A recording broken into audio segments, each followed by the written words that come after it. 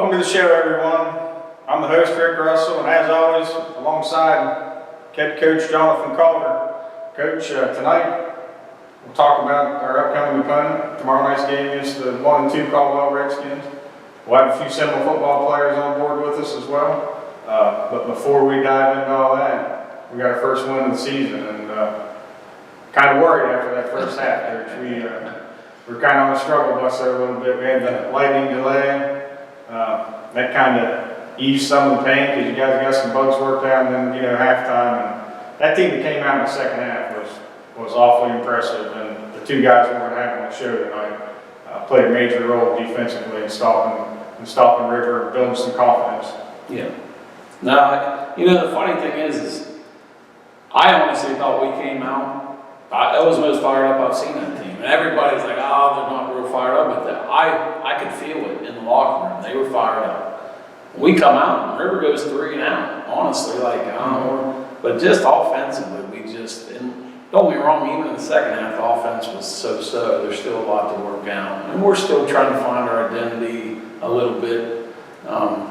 With a lot of new players. We've had a lot of injuries on the line. We've talked about on the show. But anyhow, I thought we came out focused, ready to go. Like I said, which we did on offense, or defensively. Offense was, still a struggle. And then they just got in that wedge, which we knew, we talked about that foot to foot, and they've got a pretty nice size line. So that kind of stuff, that's just where you've got to, it's man for man and who's better than who, and they were just a little bit better than us, in that first half. And they were just getting 4 yards, 3 yards, 4 yards, methodically driving the ball. Then he popped that 20-yard, 20, 30-yard run there. But then I thought we could kind of hang with them on offense. Like I said, we just kept making mistakes. I think we only had the ball, 3 times in the first half. Didn't get a really good chance to do much. And no excuse, but, just couldn't get in the rhythm. Then right before half, we had 4th and 4. Should have been, maybe 7-0 going to halftime. They hit that big pass play. A couple guys out of position. So, you're right. You go into the half down 14-0, and you just don't know the mentality of young kids, what they're going to do. You don't know if they're going to come out. I've seen a lot of high school teams, when they're down 14, 21 points, they give up. Now, I will say, I hope this doesn't happen too much. This is the 3rd time in 3 years that I've had a team down 14-0 and we come back to win. I don't want to make a habit of that. But anyhow, we came out second half, and defensively, man, I couldn't be more proud. I told those guys, Coach Shoemaker told them the same thing. Couldn't be more proud of those guys defensively. The effort they gave in the second half was, we pretty much shut them down. I think they might have 30 or 40 yards in the second half, something like that. Then we finally started getting a little bit of rhythm offensively, and I thought Max gave a spark there. Obviously gave a spark getting that short pass and taking it to the house there. So that was kind of the beginning of our offense, kind of moving the ball a little bit, and then tied it up and went for the old halfback pass there at the end. It's been in the playbook for years. Yeah. It was a little bit of a risky call. I don't think Coach Nixon was too excited when I called it. Well, I did. I walked up to Coach Nixon after that play and said, "Hey, nice call." And he turned around and said, "I didn't call it." And I didn't want to call it. Yeah, and he didn't. And the funny thing is, when we came out halftime, Cooper said something about running a halfback pass. And this was just right after halftime. I said, well, if we get in the right situation. So he wants to take credit for it, Cooper does. So I'll give him a little bit of credit for talking about it. But it doesn't matter who did it or what. But they perfected that play. We ran it in practice, and it worked out perfectly, honestly. And, if you look at the remainder of River's schedule, they may not lose a game. Yeah. Honestly, they may not lose another game. So that would be a big win for us, for certain. Yeah. Especially if they keep winning. And that wedge they run 2 years ago when down there when they had Finn Bowers and that Johnson boy, they were like tackles in the backfield. along with the wedge blocking for them. You know, that's tough to game plan for them. It is, and like I said, they're foot to foot. So if their line's at all aggressive or kind of big, which they were both, you know, it's kind of hard to stop it completely. And that's what I was so impressed with the second half is we were actually getting penetration, getting stops in the backfield on that play. Got them out of it, but actually they started going to other things because they couldn't move the ball on that. So that impressed me because we've seen that since I've started helping coaching with this year. We've seen that formation too many times. Back when they had some guys you mentioned, some studs back in the day. It's tough to watch that play over and over and over and over. There's nothing you can do about it, right? Yeah. So it was great to see that we shut that formation down in the second half. Like I said, that second half that's the way we need to play football. I mean, all the time. And I told them afterwards, I was super proud of them. We got to have that effort all the time. Start of the game and end the game. So. And you know, not to dwell on this wedge, but you know, they run it, and then they left the man wide open because you know, maybe we had a couple of guys sneak up right before the half, and that's how they got that second score. You know, you just keep sneaking up before you know it. Pop it over top of your head, and you're in the end zone. Yes, sir. All right, Coach, let's take a short break, and when we return, we'll be with our first guest of the evening, Drew Longfellow.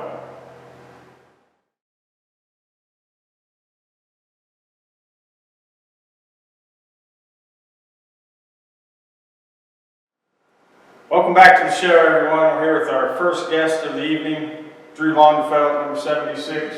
Welcome to the show, Drew. Glad to have you. Coach, I was sitting around today, and this is our fourth show of the season. We'll have 6 kids on total. Yeah. 3 of those have been new to the program. Yeah. So pretty nice to have you around, buddy. I know Coach and I talked a few times during the summer. He was kind of worried about our depth at line and a few injuries and what have you, so you've really stepped up, and glad to see that. I had a chance to talk to you week 1 at Liberty Union. You had your knee injured and weren't able to play that game, but you and I talked quite a bit. You said how happy you were to be a part of the team, and you really enjoyed football and the kids and all your friends and what have you. So it's week 4 now. I hope you still have that same feeling. So tell us a little bit about the experience so far. Your practice, games, friends, coaches, what have you? All my friends were playing football, so I hesitated the first couple of years, didn't know, and then I decided to play this year. Everybody's happy for me, and practice was hard during conditioning, but it's gotten easier, but it's fun. I like it. Yeah, good. I know you're a baseball kid. You like to play baseball. You played for several years, but yeah, nothing compares to this kind of conditioning. The hot summer days, and 2-a-days, and sweat, and putting them cold shoulder pads back on. Yep. I also got to watch you play week 1. You played little JV, and I was actually in the box, and I thought, this kid is going to see some varsity time. You know, you were real aggressive out there. And last week at River, you got your chance to shine. What prepared you to be ready? I mean, was it Coach Shoemaker? You know, when he called your number, it appeared to me that you were ready to rock and roll because you made some big plays for your first time on the varsity field, pretty much. Yeah.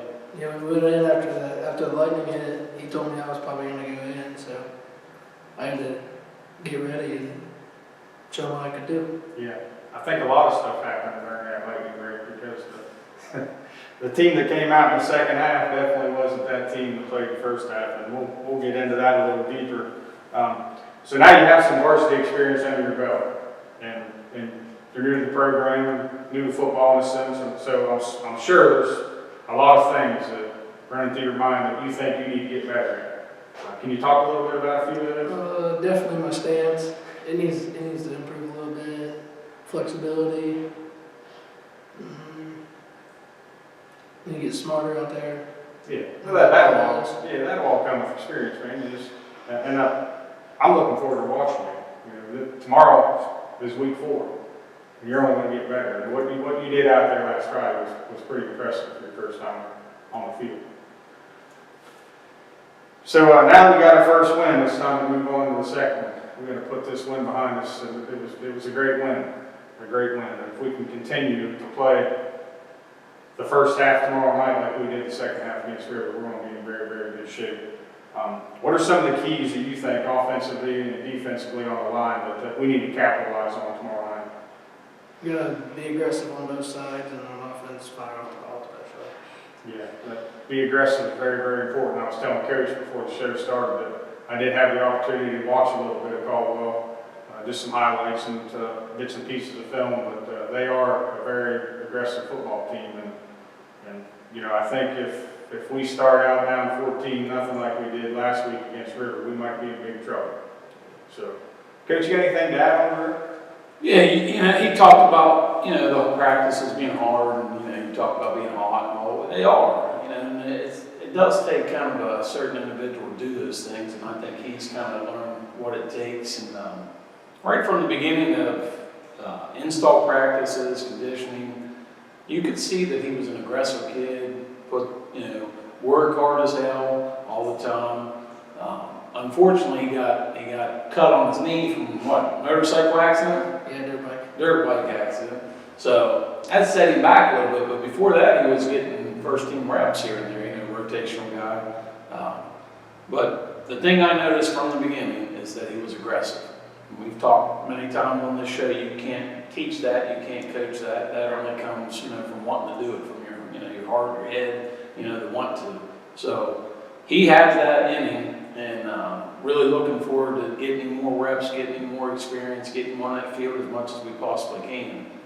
And I think he's just going to get better and better, as that comes. So I'm excited he came out. He doesn't hardly talk. I think this is the most I've heard him talk in 4 or 5 months here. So he doesn't say a lot, but he does go full go all the time, and he's an aggressive kid. I can come up with some more questions if you want to sit here and talk with us a little longer. What do you think? And listen, I don't even want to know about the dirt bike accident because I've heard some stories how a little bit crazy you are at times. You are the president of the Ford Ranger Club at American. But it's good to have a little crazy sometimes in football. You need a little bit of that. Honestly, there's been a lot of good players with a little bit of crazy. Yeah. So, I love the aggressiveness and that kind of attitude. You got to have that in football. Yeah. If you're timid, this isn't the place for you. No, this isn't the sport for you. No, it's not. Well, listen, Drew, thanks for taking time out of your evening tonight to be with us. And like I said, I look forward to watching you grow, get better as a football player. Best of luck to you, buddy. Thank you. When we return, we'll be with our second guest of the evening, number 20, Owen Howard.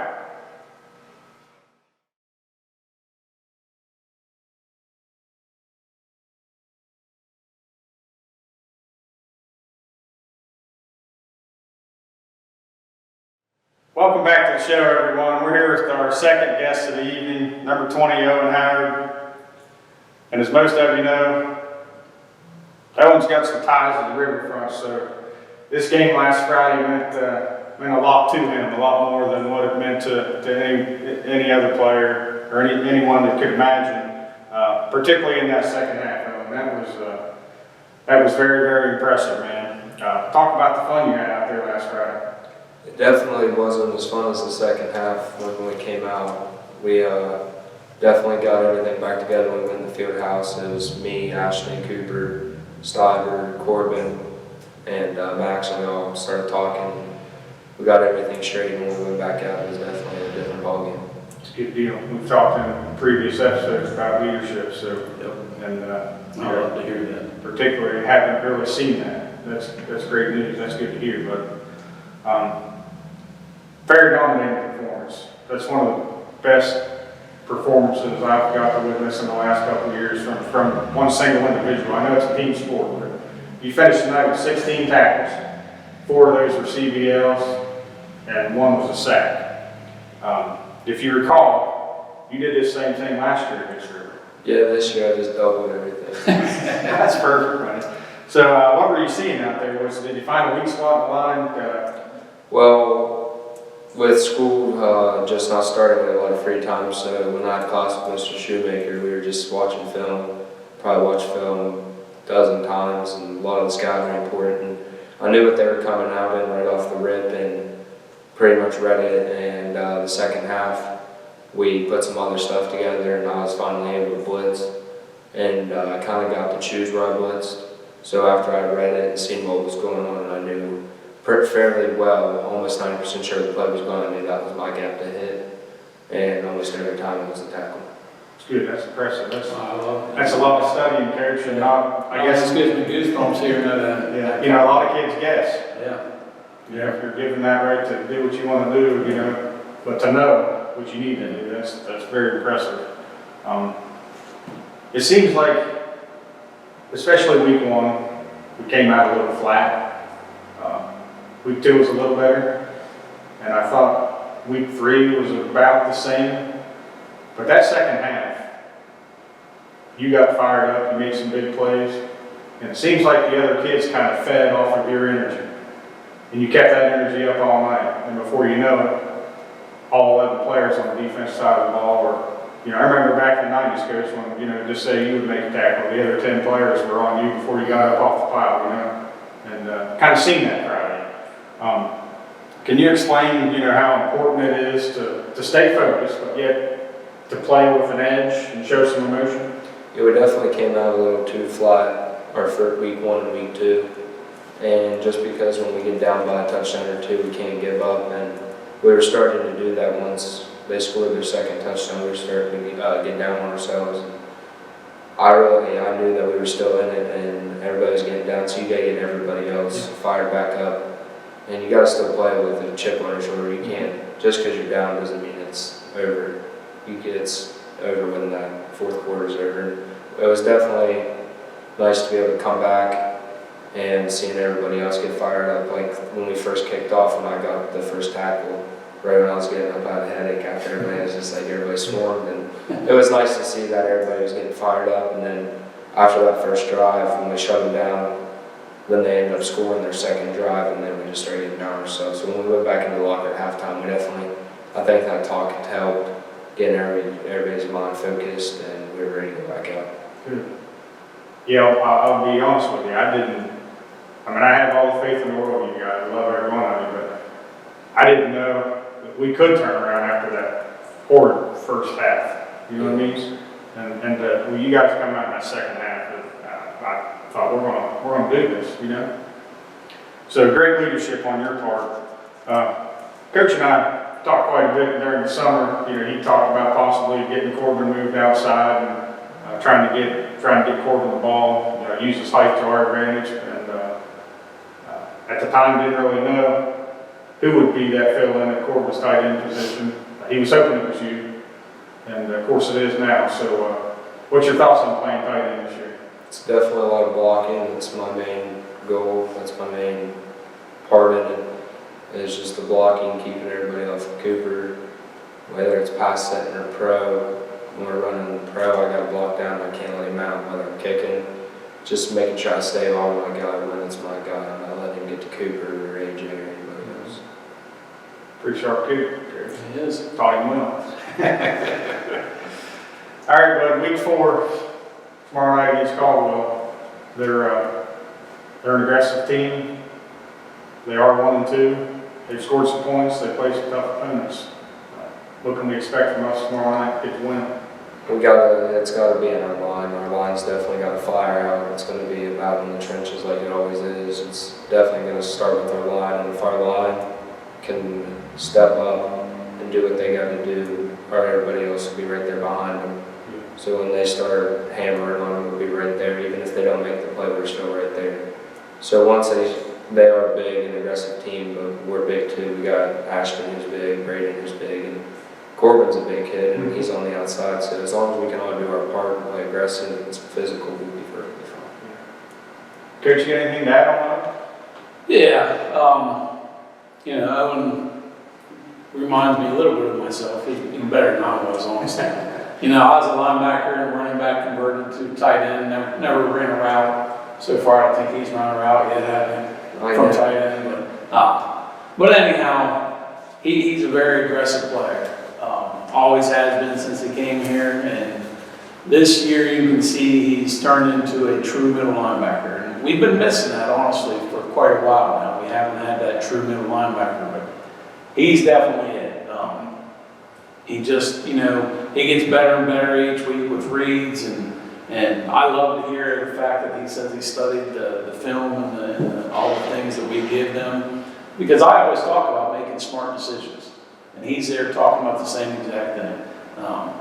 You know, you can make smart guesses in football if you study enough film and things like that. It might still be a guess, but it's an educated guess, and it's you know, maybe an 80% chance right guess. If you do it right, what he's talking about, he's reading those plays, knowing formations and hitting the gaps. But anyhow, just a heck of a kid, heck of a family, and just one hell of a linebacker, honestly. Probably one of the best ones I've seen in a long time. So love to watch him play. He's an aggressive kid. He put the smack down on a couple of them kids, wrestling move, pick them up, slaying them, and things like that. So I think wrestling definitely helps him for sure. So can't wait to see him keep going, and maybe we'll get him a couple balls thrown up tight end.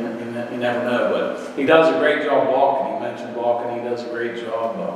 Like I said, you know, being physical on defense carries over to offense too, especially when you're blocking. So just can't wait to, you know, keep watching him get better linebacker. Honestly, that's my favorite position.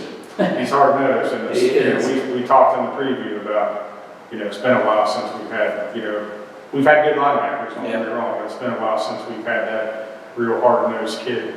It's definitely been a while, yeah. That true middle linebacker, it's been, I mean, honestly, quite a while. So, you know, he can take on blocks. He's big enough, physical enough where he can get off the blocks and things like that and tackle a big running back. So, yeah, love watching him play the linebacker, and hopefully we can get him moving around on offense and can do something. Speaking of size, I think last year we talked about his wrestling. Wow. Yeah, He hopefully dropped that's all that weight. We've had those discussions. I told him just lift weights. I'll tell him. Yeah, Lift weights. I'll tell him. What are you wrestling heavyweight this year, right? Huh? Some good boys. Yeah, that's all Sorry, right. don't say 125. Probably 160, 170. Yeah, that's better. That's better. You don't have much to lose. Nah. Well, listen, bud, thanks for taking time out of your evening and spending it with us. Really appreciate that. And best of luck to you tomorrow, and continue doing what you do, man. You're super impressive. And like Coach said before you jumped in the chair there, you can do this every week. You're allowed to, you know, not just against River. So, you know, we appreciate you taking your time. Best of luck to you, and give it all you got, and do your part to keep those kids pumped up. Stay focused, but, you know, That's the main play with piece. some emotion, Focus. have a little fun. We'll take a short break, and when we return, we'll go over a few of the highlights from the River Pilots game.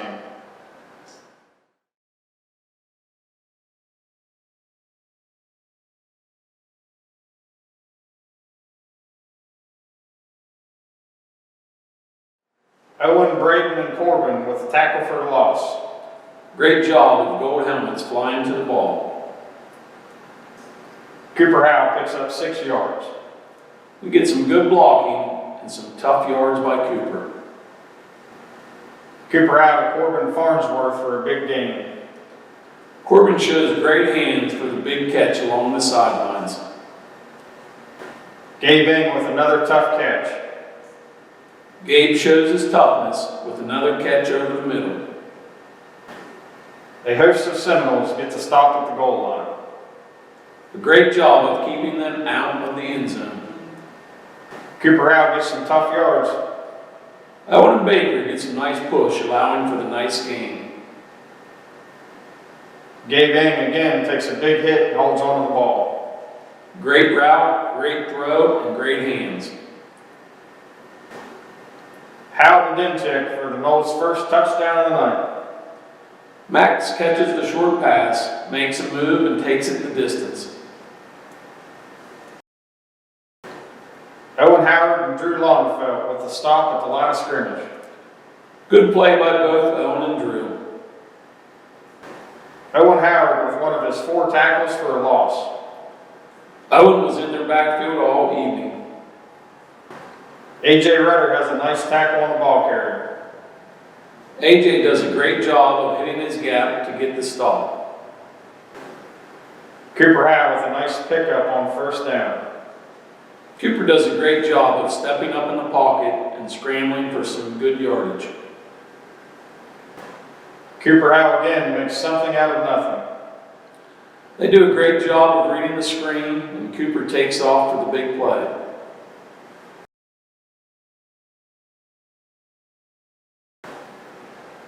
Cooper Howe to Jet Kaiser for a big first down. Cooper throws a perfect ball for a big completion. AJ Rudder gets into the end zone. We get a great block by Ashton and Stein, allowing AJ to get the tying touchdown. Once again, Owen Howard with a tackle on defense. Owen does a great job of pursuing down the line to get the stop. Owen Howard and Drew Longefeld with another tackle for a loss. Great penetration by both players, allowing them to get the tackle in the backfield. Jet Kaiser to Max Demchek for the go-ahead touchdown. Here we run a halfback pass and it works perfectly. Owen Howard with the quarterback sack. We get some nice pressure from Corbin and Drew, allowing Owen to finish the play with the sack. Max Demchek with a game-sealing interception.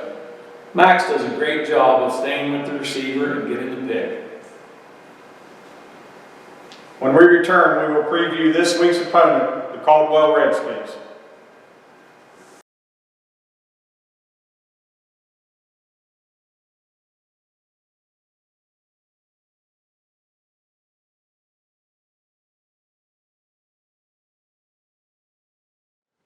Welcome back to the show, everyone. Coach, tomorrow night, week 4 against Caldwell Redskins. I had a chance to watch just a little bit of some of the film, the highlights. They appear to be a big team, physical, especially up front. What's your thoughts? Yeah, their coach is ex-lineman, so he always has that line really coached up well. And they've got, their whole line's pretty decent, but 2 of them are really kind of stand out to me. Number 68, number 64. They really come off the ball, so we got to be prepared to that. We've got to match that with them. We've been coaching that up all week. So I'm hoping, like you said, this team's very physical, so we've got to match that physicality and be better than that. Which that's what you want every week. You know, you got to be better than them. But yeah, their line is their key feature of that team. You know, I mean, they're the way that team goes. Their skills, they've got a couple of good skill guys. Don't get me wrong, decent skills.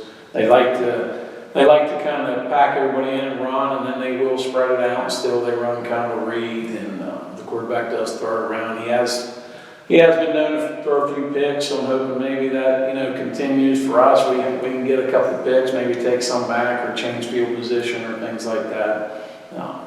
They've got the new field going, so that should be interesting. We'll be fired up. Yeah, new field this year, new whole complex there. So I look forward to the game. It's always a fun one with Caldwell. I mean, I think any team really, it's like they're rival no matter who we play, just from the past years. So look forward to it. Like I said, it's a new field. It's a much better field, I'm sure, than the fairground field that we usually go to. Moving bumpers out of the road. Yeah, ruts in the field. I mean, last time we were there, we had to stand in 3 inches of red clay, dirt, mud. Yeah.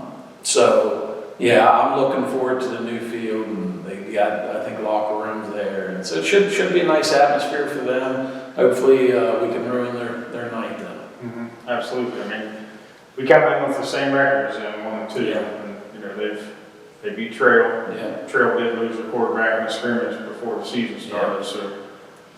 Yeah, they kind of hung with Waterford there, and we scrimmaged Waterford. And Waterford's a very physical team. Yeah. So, you could see that they were kind of matching that. And when we scrimmaged Waterford, I thought we were actually kind of matching their physicality. So we'll see how it goes. I think, honestly, it's very similar to a River situation. They've got a really nice line, kind of physical, maybe not as good as skills of us. So I can see a similar game, hopefully. Well, I shouldn't say that. I don't want to go down 14-0. We don't start. I don't want to do that. Hopefully we can get out on a little bit better start and we can play that second half like we did against River the entire game. Yeah, absolutely. That's what we need. Yeah. That's what we need. Yep. Make sure. Yep. Like I said, this is what, the second game they played on the new field. Yeah. So, it's new to them. Yeah. They're gonna be fired up. Of course, everybody wants to come watch. Everybody wants to see this field. And so, we're gonna have to be ready, Coach. Yeah, I'm looking forward to it. All right, let's take another short break, and then when we come back, we'll wrap up this week's episode.